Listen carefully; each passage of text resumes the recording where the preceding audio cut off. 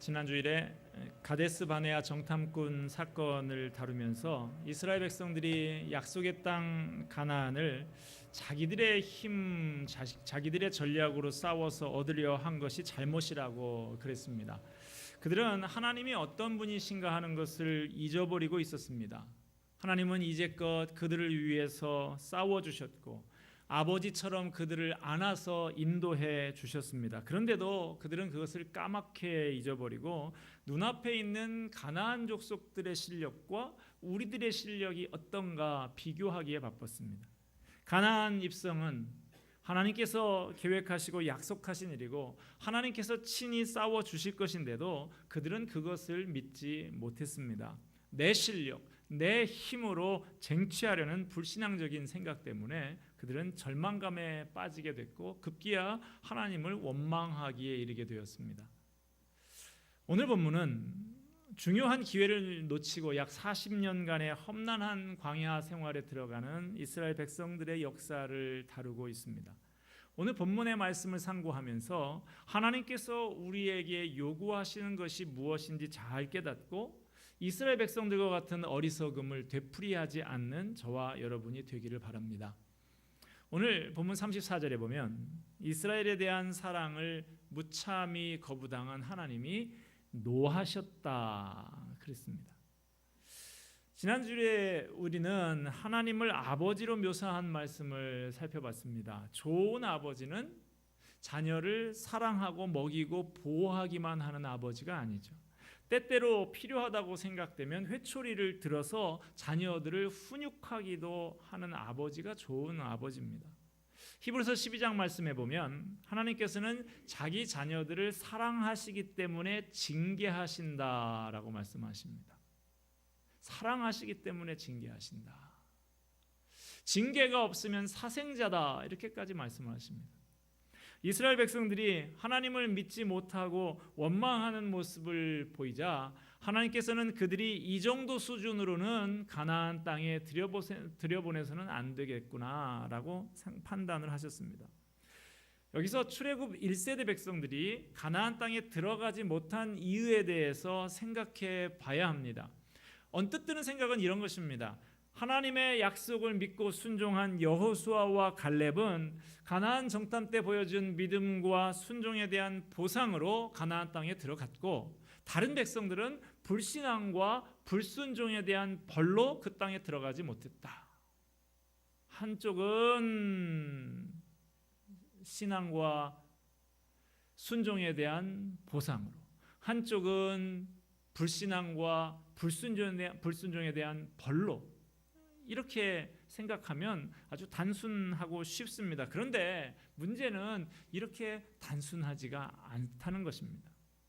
지난주에 가나안은 내 힘과 내 노력, 내 지혜로 들어가는 땅이 아니다 그랬습니다. 오직 하나님의 약속에 근거해서 은혜로 주시는 선물이다 그랬어요. 그런데 정탐의 결과를 신앙적으로 해석하느냐 불신앙적으로 해석하느냐에 따라서 들어가고 못 들어가는 것이 결정된다고 하면 그건 값없이 주시는 은혜가 아닌 것이죠. 들어가고 못 들어가는 것이 나하기에 달려있는 것이 되고 맙니다. 가나안 땅은 역사적으로 실제하는 땅이기도 합니다만 한편으로는 또 영적으로 상징하는 의미도 가지고 있습니다. 가나안 땅은 하나님 나라를 상징하는 것입니다. 가나안은 하나님이 다스리시는 땅입니다. 보상으로 들어가는 것이 아닙니다. 개인적인 신앙의 공로나 업적으로 들어가는 것이 아니에요. 하나님 나라도 마찬가지입니다. 우리가 하나님께 상 받을 만한 예쁜 짓을 해서 들어가는 것이 아니라 전적으로 하나님의 계획과 은혜로 들어가는 거예요. 그런데 하나님께서 천국 백성들에게 그에 어울리는 됨됨이를 갖춰라 라고 요구하시는 것이죠. 다시 말씀드리지만 이 둘은 전혀 다른 것입니다. 거기 들어갈 만한 공로나 업적이 있어서 그에 대한 보상으로 들어가는 것하고 아무 공로 없이 은혜로 들어가는데 그에 어울리는 됨됨이를 갖추는 것하고는 전혀 다른 것입니다. 오늘 본문 39절 말씀에 보면 여호수아와 갈렙 외에 가나안 땅을 차지하게 될 또 다른 대상들이 언급되고 있습니다. 39절 말씀 우리 같이 한번 읽도록 하겠습니다. 시작. 또 너희가 사로잡히리라 하던 너희의 아이들과 당시에 선악을 분별하지 못하던 너희의 자녀들도 그리로 들어갈 것이라. 내가 그 땅을 그들에게 주어 산업이 되게 하리라. 예. 장성한 어른들은 그 땅에 들어가지 못하는데 아무것도 모르는 철부지 아이들이 그 땅을 차지하게 될 것이다. 마태복음 18장에 보면 예수님의 제자들이 예수님께 묻습니다. 천국에서는 누가 큽니까? 그때 예수님께서 한 어린아이를 불러 세우시고 이렇게 말씀을 하십니다. 너희가 돌이켜 어린아이들과 같이 되지 아니하면 결단코 천국에 들어가지 못하리라. 그러므로 누구든지 이 어린아이와 같이 자기를 낮추는 사람이 천국에서 큰 자니라. 제자들이 질문한 천국에서는 누가 큽니까? 라는 질문은 천국은 어떤 공로에 대한 보상으로 들어가는 곳입니까? 하는 의도가 그 밑바닥에 깔려 있는 질문입니다. 여기에 대해서 예수님은 어린아이들과 같아야 한다고 하셨는데 이 말씀은 어린아이들과 같이 순수해야 된다, 어린아이와 같이 때묻지 않아야 한다 이런 의미가 아닙니다. 어린아이가 천국에 들어간다고 하는 것은 천국이 어떤 공로에 대한 보상으로 얻어지는 것이 아니라 하는 것을 말씀하시는 것이죠. 천국에서는 누가 큽니까? 하는 제자들의 질문에 깔린 그 보상의식의 차원에서 보면 어린아이들은 천국에 들어갈 존재가 못 됩니다. 아무런 능력이 없어서 부모의 도움이 없이는 제 앞가림도 할 수 없는 약하디 약한 어린아이들이 어떻게 천국에서 큰 소리를 칠 수가 있겠어요? 천국이 어떤 공적에 대한 보상 차원에서 주어지는 것이라고 하면 어린이들은 천국에서 크냐 작으냐를 논하기는커녕 아예 들어갈 수도 없는 존재라는 것이죠. 그러나 예수님은 우리의 공로에 대한 보상으로 천국이 주어지는 것이 아니라라고 말씀하십니다. 부모가 어린아이를 보호하고 다스리는 것은 아이에게 어떤 공로가 있어서 그러는 것이 아니죠. 하나님이 자기 백성을 다스리는 것도 마찬가지입니다. 그냥 무조건 사랑하셔서 허락해 주시고 은혜로 주시는 거예요. 우리는 모두 어린아이와 같은 존재에 불과합니다. 하나님이 우리를 사랑하셨고 우리에게 천국 주시기를 기뻐하셨기 때문에 우리가 천국 시민이 되고 거기에 들어가는 것이지 우리 중에 아무도 자기의 실력으로 들어갈 사람이 없습니다. 하나님은 성적표를 만들어 놓고 점수를 매기고 계시는 분이 아닙니다. 만약 천국이 성적으로 들어가는 나라라고 하면 하나님이 요구하시는 하나님께서 우리에게 요구하시는 점수 커트라인은 몇 점일까요? 100점입니다. 완전하신 하나님께서는 아주 작은 허물도 용납이 되지 않으시는 분이세요. 그러므로 허점투성이 불완전한 존재인 인간이 그 누구도 천국에 들어갈 수가 없는 것이죠. 그렇기 때문에 천국은 우리의 공로로 인해서 들어가는 것이 아니라 하나님의 은혜로만 들어갈 수 있다는 것입니다. 우리의 의가 아니라 예수님께서 우리를 위해서 십자가에 흘리신 그 피의 공로를 통해서만 그 의를 통해서만 들어가게 되는 것입니다. 하나님의 백성들은 어린아이들이 부모를 믿고 의지하면서 그 보호와 다스림을 받듯이 그저 하나님을 믿고 의지하면서 그 보호와 다스림을 받아들이기만 하면 되는 거예요. 이게 바로 어린아이와 같다라는 그런 의미입니다. 그런 의미에서 어린아이와 같다라는 말과 믿음으로 구원 얻는다, 믿음으로 천국 간다 하는 말은 같은 의미인 것입니다. 믿음으로 구원 얻는다, 믿음으로 천국 간다고 하면 또 이런 오해들을 하고는 합니다. 구원은 공로가 아니라고 그러시더니 믿음으로 구원을 얻는다라고 하면 믿음이 곧 공로가 아니냐. 내가 믿은 거니까 나에게 공로가 있는 거 아니냐고 생각을 합니다. 그건 이렇게 설명할 수가 있습니다. 믿음이라는 말은 받았다라고 하는 말하고 같은 거예요. 하나님께서 구원의 복음, 구원의 진리를 선포하셨는데 그것을 믿음으로 받았을 뿐이에요. 구원은 하나님이 거저 주신 선물인데 선물을 주면 우리 손으로 이렇게 받지 않습니까? 이렇게 받으면 버릇 없죠? 이렇게 받아야지. 손으로 받아요. 거저 주는 선물을 손으로 받았다고 해서 그 손 때문에 선물을 받을 수 있었다. 이렇게 말할 수는 없는 것이지. 그러므로 믿음으로 구원을 얻는다는 말하고 아무 공로 없이 구원을 얻는다라는 말은 같은 말인 것입니다. 가나안 땅에 들어가고 못 들어가는 문제를 이야기하면서 신앙이니 불신앙이니 순종이니 불순종이니 하는 이야기를 하는데요. 신앙이니 불신앙이니 순종이니 불순종이니 하는 것은 가나안 땅에 들어갈 수 있는 조건으로서 등장하는 것이 아닙니다. 그런 것은 이스라엘 백성이 하나님의 다스림 아래로 들어갈 준비가 되었느냐 안 되었느냐 하는 이런 차원의 이야기입니다. 천국은 하나님과 함께 사는 것입니다. 하나님과 함께 살려고 하면 하나님의 다스림에 순응하고 살아가는 방법을 훈련을 통해서 연습을 통해서 체득해야 하는 것이죠. 왜 이스라엘이 가나안 땅에 들어가지 못했느냐? 가나안 땅에 들어갈 수 있는 준비가 되지 못했기 때문이죠. 예를 들어서 운전을 전혀 할 줄 모르는 사람한테 차를 사준다. 그건 뭐에다 쓰겠습니까? 차를 사줘봐야 무용지물인 것이죠. 차를 몰려고 하면 먼저 운전 면허도 따고 운전 연습을 좀 해야 그 차를 모를 수 있는 것이죠. 또 하나 예를 들어볼까요? 물에 들어가서 자유롭게 놀려고 하면 헤엄치는 법을 배워야 하는 것이죠.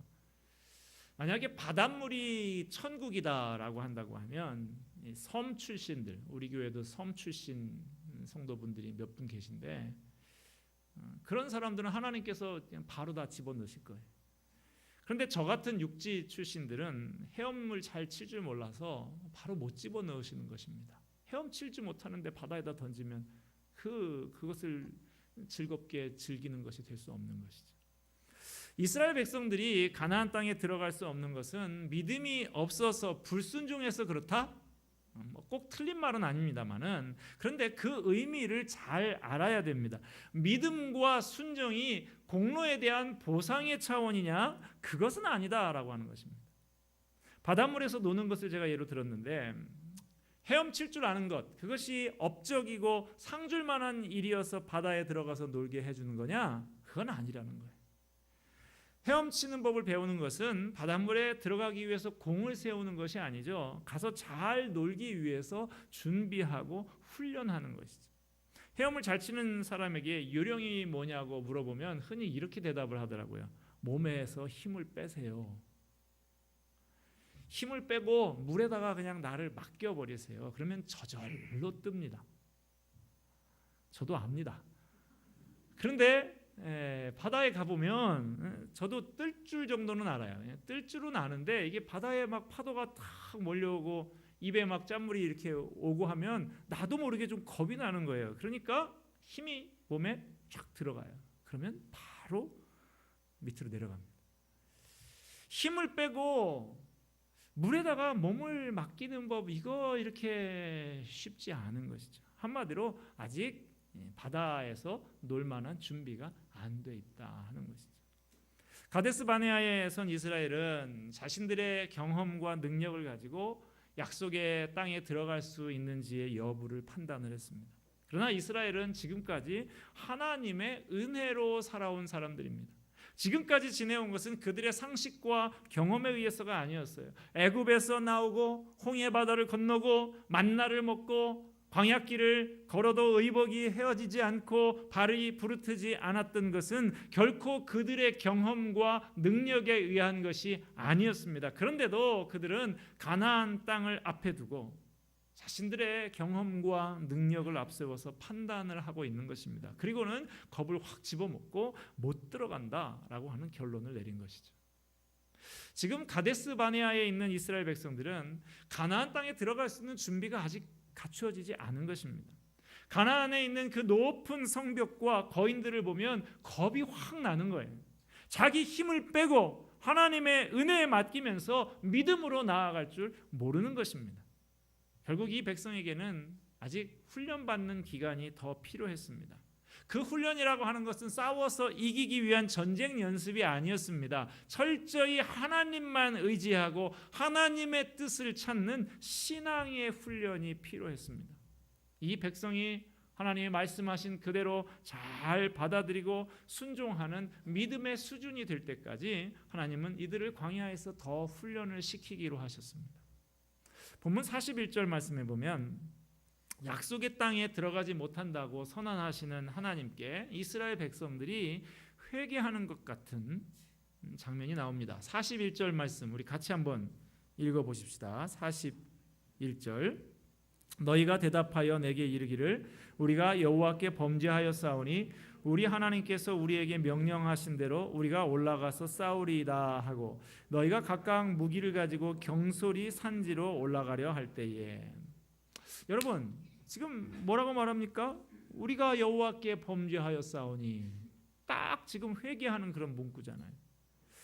이 장면이 언뜻 보면 회개하는 것 같은 장면이에요. 그런데 그 다음 구절들을 보면 그렇지 않다는 것을 알 수가 있습니다. 42절 43절까지 우리 같이 한번 읽습니다.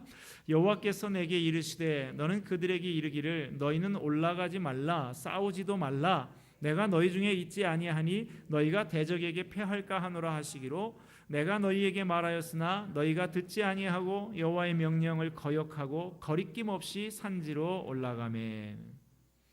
하나님께서 그들에게 노하시면서 너희들은 아직 준비가 한참 덜 되었어. 그래서 가나안 땅에 들어갈 수가 없겠다고 광야에서 좀 더 훈련 받으면서 힘을 빼고 하나님만 의지하는 훈련을 더 받아야겠다고 하셨습니다.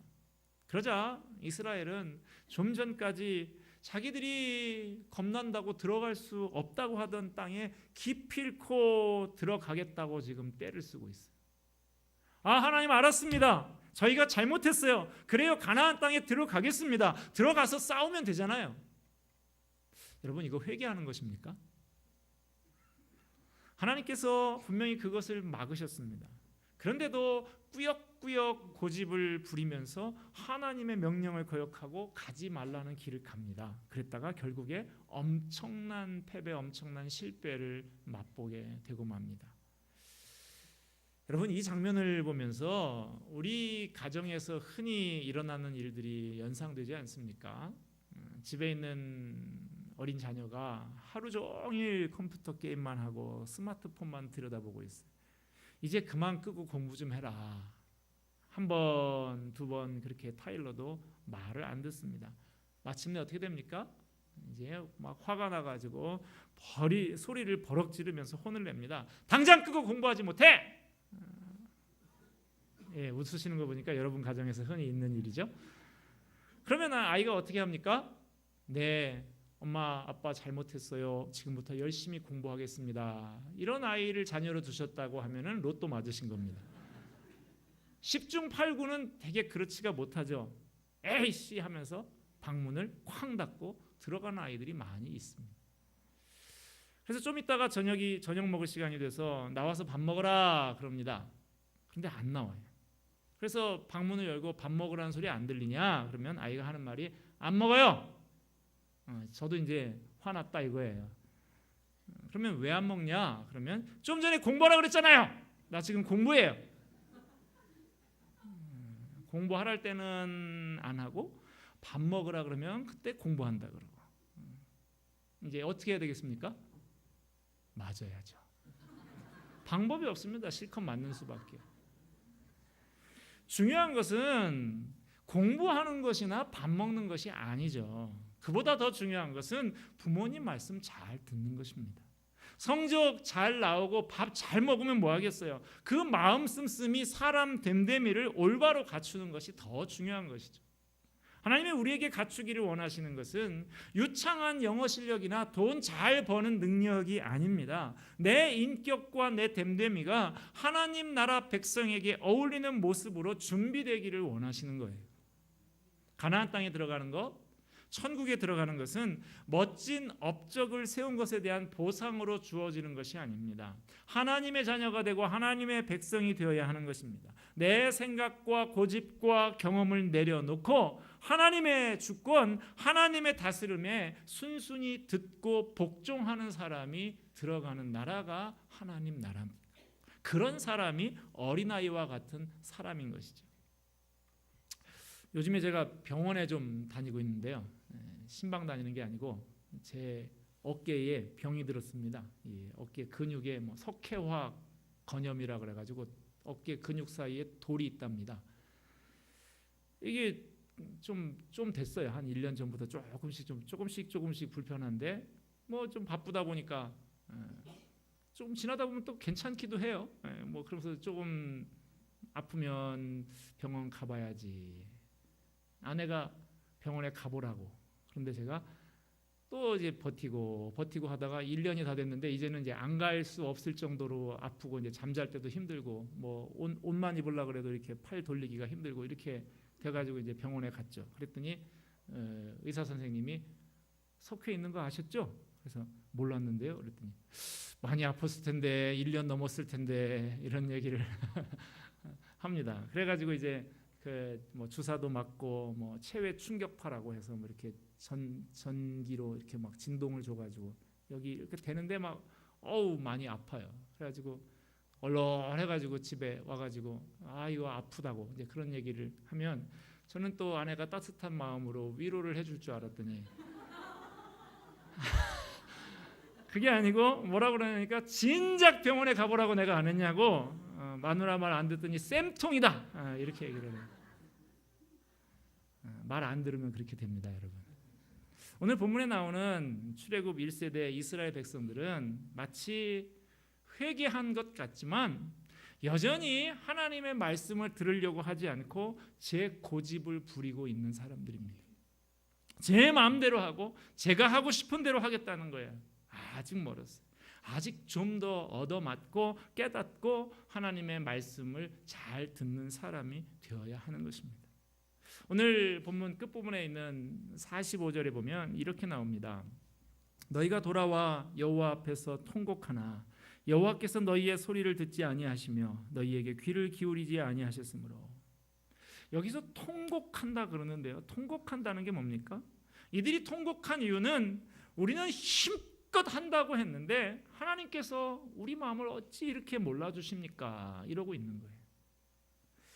신앙은 열심만 갖는다고 되는 것이 아닙니다. 하나님이 가자고 하는 방향으로 따라가야 되는 것이지 내가 원하는 방향으로 열심히 달려갈 테니까 하나님 도와주세요 하는 것이 아닙니다. 신앙이라고 하는 것은 내 생각을 내려놓고 하나님의 음성에 귀를 기울이면서 그 다스림에 순순히 따르는 것입니다. 천국은 우리 힘으로 가는 나라가 아닙니다. 이것을 아신다고 하면 지금부터 하나님 나라의 삶을 준비하고 연습하는 삶을 살아야 할 것입니다.